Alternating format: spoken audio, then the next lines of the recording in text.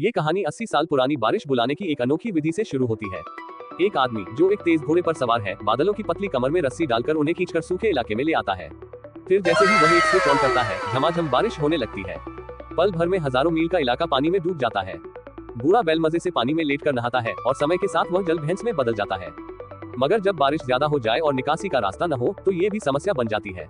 तब वह आदमी झिझकता नहीं, वह एक साइन बोर्ड को जमीन में गाड़ देता है और अपने पुराने घोड़े की मदद से पूरब से पश्चिम तक एक लंबी नदी खोद डालता है, जिससे बारिश का अतिरिक्त पानी समुद्र में चला जाता है।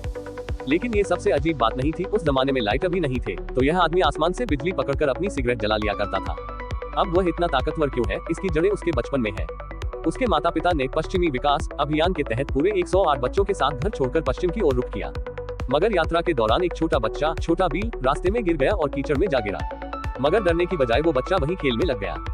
रात के समय इतिहास से लौटकर आए एक मादा भेड़िया ने देखा कि एक इंसानी बच्चा उसकी मांद में उसके बच्चों के साथ चैन की नींद सो रहा है।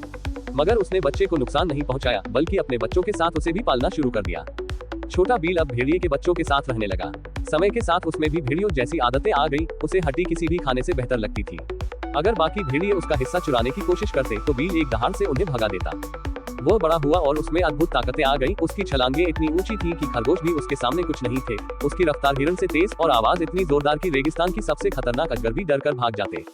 एक दिन एक जंगली घोड़ा पानी की कमी से गिर गया। गिद्धों ने उसे घेर लिया। तभी बील आसमान से कूदकर आया और सारे गिद्धों को धूल चटा दी। उस दिन के बाद वह घोड़े का दोस्त बन गया और भेड़ियों का साथ छोड़ घोड़े के साथ निकल पड़ा दुनिया जीतने। सिर्फ 7 साल की उम्र में उसने पूरे रेगिस्तान के जानवरों को जीत लिया। जब वह नौजवान बना, उसकी ताकत चरम पर थी। वह अकेले अपने घोड़े और 2 पिस्तौल के बल पर एक बदनाम शहर जीत लेता है। सारे डाकू उसे देखते ही भाग खड़े होते हैं। वो 2 पिस्तौल